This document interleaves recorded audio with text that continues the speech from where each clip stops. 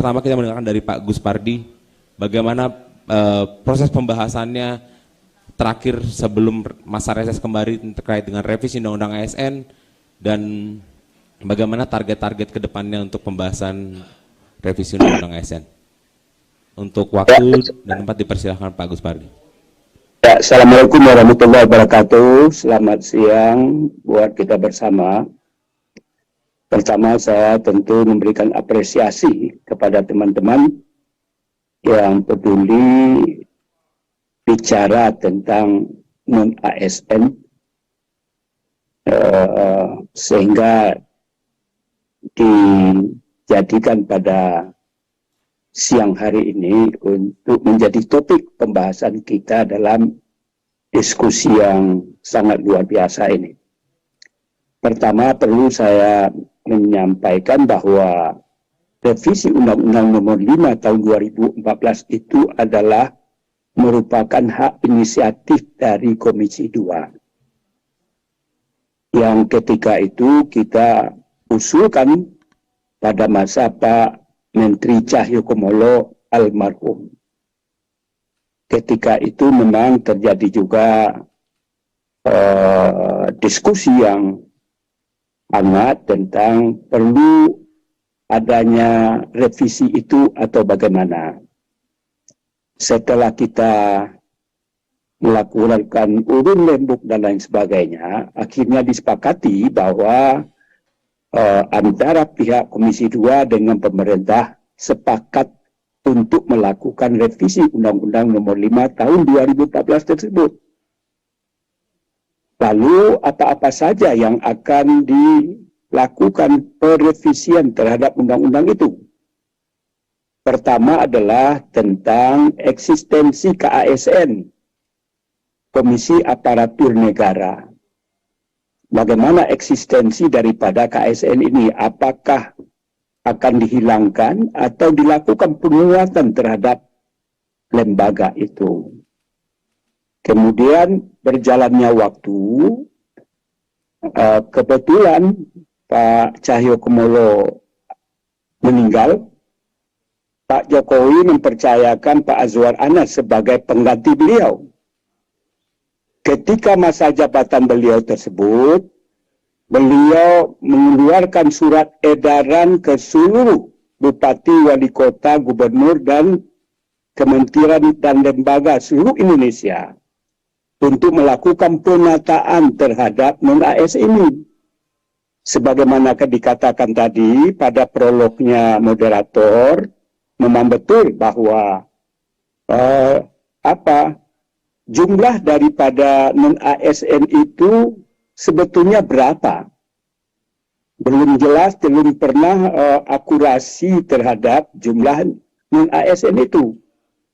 Pertama dikatakan 400, 700, 1, sekian, sampai dengan setelah dilakukannya surat edaran oleh Pak Menteri, barulah ada jawaban bahwa jumlah non-ASN itu yang terdata oleh Kementerian ATR, Menpan RB ini adalah 2,3 juta dengan ketentuan yang dibuat dalam surat edaran tersebut. Dan saya yakin dan percaya jumlah ini pasti akan membengkak. Karena saya juga sudah sampaikan ketika RDP dengan Pak Menpan RB, masih banyak orang-orang yang belum terupdate datanya dikarenakan oleh berbagai hal. Terlalu panjang untuk saya ungkapkan. Jadi saya tidak sampaikan, saya yakinkan jumlah 2,2 juta itu yang terdata oleh kementerian lembaga yang dikirimkan oleh kepala daerah, kabupaten kota, provinsi, kementerian dan lembaga tersebut. Nah, di satu sisi PP nomor 14 menyatakan bahwa bulan November itu tidak ada lagi namanya non-ASN atau honorer dan lain sebagainya, sebutan lain yang berbagai macam ragam pemakai non-ASN itu. Lalu ini adalah juga bahagian dari revisi undang-undang yang kita inginkan. Nah, akhirnya dalam pembahasan kami dari Komisi 2 sudah menyampaikan persoalan ini, DIM ini kepada pemerintah, dalam hal ini Menpan RB. Dan alhamdulillah pembahasannya sudah selesai. Dan kita sudah melakukan pembahasan dengan Kementerian Menpan RB ini secara intens, secara terstruktur, masif, dan lain sebagainya. Nah, alhamdulillah ketika pembahasan itu memang dimunculkan oleh pihak pemerintah bahwa sebagaimana dikatakan tadi ada 7 klaster dan saya sebutkan tadi KSN yang kita bahas pada hari ini adalah tentang pegawai honorer mau diapakan 2,3 juta itu. Lalu pemerintah menyatakan komitmennya dan kita dukung Komisi 2 terhadap komitmen yang disampaikan oleh pemerintah. Apa itu komitmen? Pertama adalah tidak akan melakukan PHK terhadap 2,3 juta itu. Alhamdulillah. Tentu sangat direspon oleh seluruh para honorer dan sebutan lain yang ada di kabupaten kota, provinsi, kementerian dan lembaga seluruh Indonesia. Yang kedua adalah jaminan yang disampaikan oleh pemerintah tidak akan berkurang kesejahteraan yang didapat ketika mereka berstatus sebagai non-ASN itu. Yang ketiga adalah pihak pemerintah pun juga mengatakan bahwa dengan sikap yang demikian juga tidak akan mengelembung anggaran dengan solusi yang akan diterapkan di dalam revisi Undang-Undang Nomor 5 Tahun 2014. Nah, barulah ketika itu apa solusi daripada kebijakan yang dibuat itu? Maka diusulkanlah oleh Pak Menpan RB bahwa revisi undang-undang itu substansinya adalah semuanya akan menjadi ASN. Dengan model adalah menambah bentuk daripada polarisasi daripada ASN itu. Pertama adalah PNS. Yang kedua adalah P3 full time. Yang ketiga adalah P3 part time. Saya dulu juga pegawai negeri akademisi. Yang ketika itu sebelum diatur oleh Undang-Undang Nomor 5 2014, yang ada di pemerintahan itu hanya pegawai negeri sipil, tidak ada P3K. Sebetulnya P3K itu substansi daripada kehadirannya, filosofi kehadirannya itu adalah ingin memasukkan para swasta menjadi pegawai ASN yang bekerja secara profesional. Mereka bisa menjadi eselon 1, bisa juga di eselon 2 dan lain sebagainya. Itu maksud dan tujuan daripada keberadaan P3K ketika itu. Namun dengan perjalanan waktu, dengan dinamika dan persoalan yang muncul terhadap persoalan honorer atau non-ASN ini, sehingga langkah-langkah yang strategis yang diusulkan oleh pemerintah adalah bahwa orang-orang yang bekerja di 2,3 sebagaimana saya sebutkan tadi, itu tidak melulu semuanya masuk kepada P3K part-time. Tergantung dari tugas yang diberikan oleh pimpinannya kepada yang bersangkutan. Sesuai dengan tugas, fungsi, dan wewenang yang dimiliki. Bisa saja kalau seandainya pekerjaannya tidak membutuhkan, dia harus hadir di kantor itu dari pagi sampai sore, kenapa harus dia dibelenggu di kantor itu? Jadi bentuk-bentuknya berbagai macam, tentu kita serahkanlah kepada pemerintah apa-apa saja bentuk daripada pekerjaan yang bersifat part-time itu. Nah, oleh karena itu, bisa saja guru di SMP dan SMA, karena dia mengajar bukan guru kelas. Dia mengajar guru pelajaran.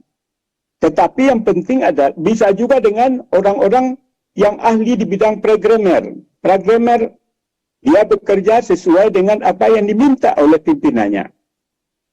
Itulah beberapa gagasan yang kita masukkan, dan alhamdulillah pembahasan tentang revisi undang-undang ini sudah selesai kita lakukan di Komisi 2 bersama pemerintah sebelum masa sidang ditutup oleh pimpinan DPR. Namun karena kita menghadapi masa reses, sehingga kita menunda pelaksanaan daripada pandangan mini fraksi, yaitu pleno tentang penetapan daripada revisi undang-undang ini.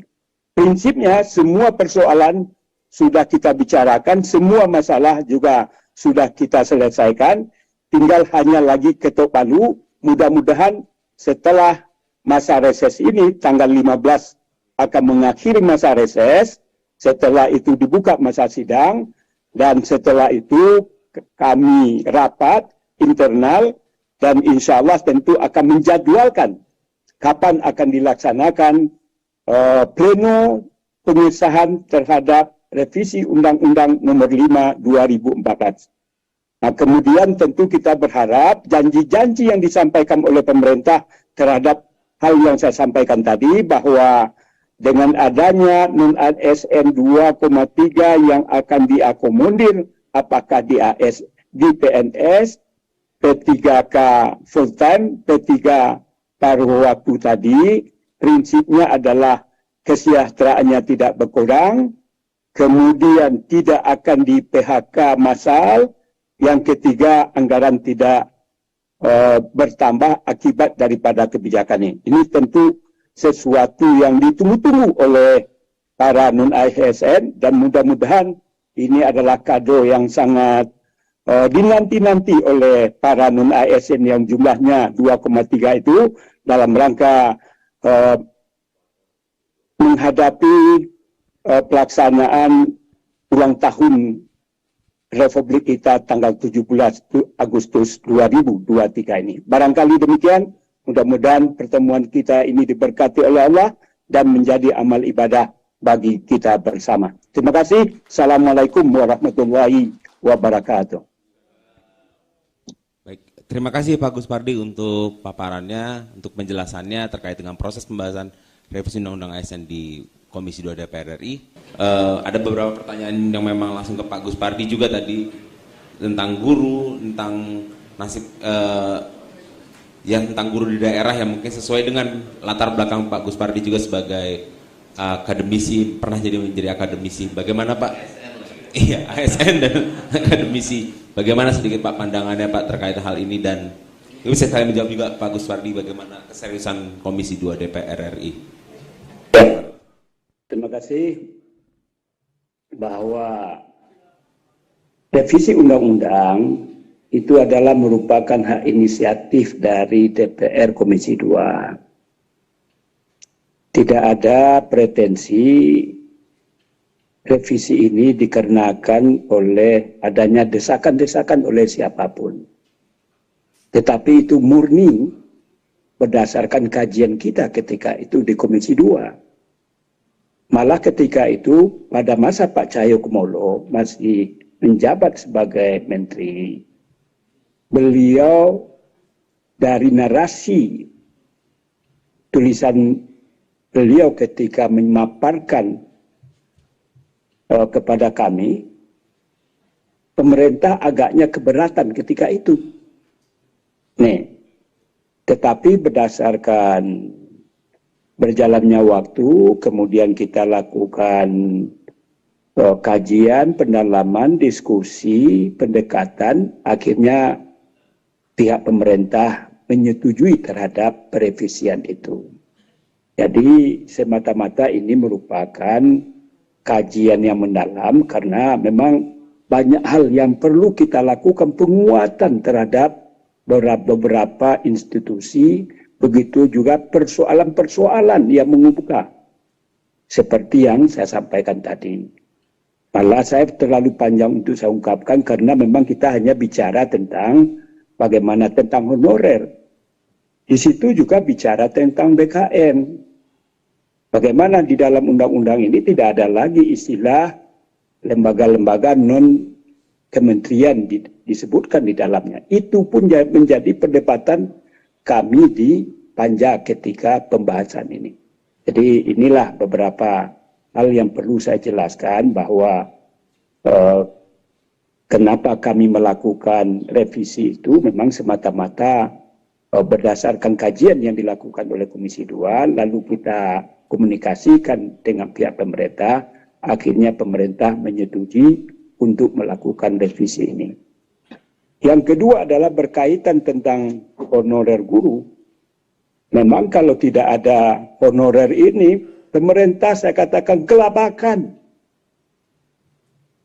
Terutama terhadap guru-guru yang bekerja di pelosok-pelosok, jangan lihat Jawa.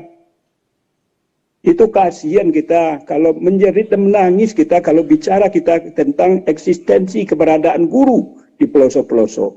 Malah ada satu satuan pendidikan, hanya satu pegawai negeri. Selebihnya adalah honorer yang gajinya tidak layak.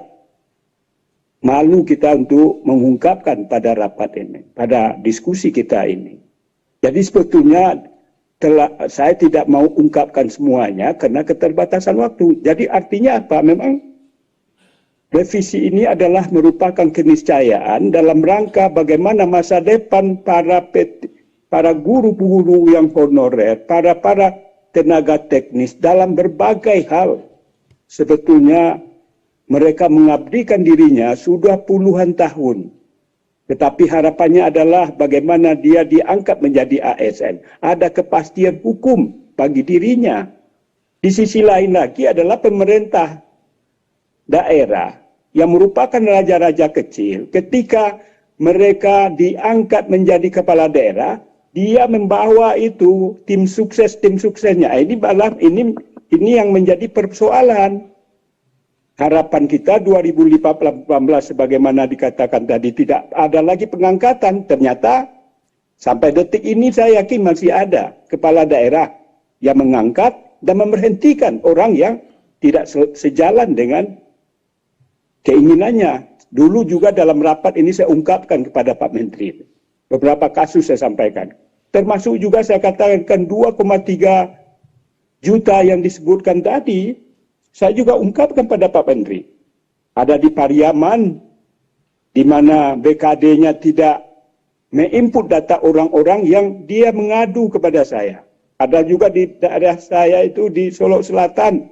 Dan juga ketika ada konferensi yang dilaksanakan di MPR, saya sebagai narasumber, itu pun saya ungkapkan. Banyak persoalan-persoalan yang sebetulnya dia artinya adalah memang kita berharap bagaimana janji termasuk lagi misalkan K2. K2 itu harusnya mereka-mereka itu serta-merta jadi pegawai negeri. Itu janji daripada pemerintah. Bengkalai. Kalau janji kan harus dilunasi, dibayar. Tidak perlu lagi pakai tes dan lain sebagainya. Ini karena memang bengkalai harus diakomodir. Jadi banyak-banyak hal yang sebetulnya ingin saya ungkapkan dalam forum yang sangat luar biasa ini terhadap bagaimana kita menata masa depan terhadap aparatur sipil negara ini. Memang di satu sisi lagi tentu kita berharap bahwa kualitas dari mereka-mereka yang diakomodir juga sebagaimana paparan tadi. Sebetulnya saya kemarin di PPSDM di Baso, di Kementerian Dalam Negeri sebagai narasumber, ini pun juga saya sampaikan persoalan-persoalan ASN ini juga tidak sederhana, di mana misalkan masalah pelayanan, masalah birokrasi dan lain sebagainya. Itu memang sengaja tidak saya sampaikan. Saya katakan kepada Pak Menteri, orang malas berurusan dengan birokrasi. Ini kalau ingin buka-bukaan saya kan nggak mau bicara itu tadi. Saya hanya bicara tentang P3K, bicara tentang P3 part-time, full-time. Kalau kita bedah masalah birokrasi ini, aduh, jauh panggang dari api. Oleh karena itu, ini adalah merupakan tugas dan tanggung jawab kami sebagai mitra dengan pemerintah di Menpan RB ini. Bagaimana ke depan kita perlu melakukan pembenahan-pembenahan birokrasi, pembenahan-pembenahan aparatur, pembenahan-pembenahan hal-hal yang berkaitan terhadap pelayanan kepada masyarakat dan lain sebagainya. Mudah-mudahan dengan adanya revisi undang-undang ini, kita berharap ada perbaikan ke arah sebagaimana harapan daripada masyarakat, baik tentang honorer, mengenai pelayanan, begitu juga kesejahteraan dan lain sebagainya. Barangkali demikian, terima kasih. Assalamualaikum warahmatullahi wabarakatuh.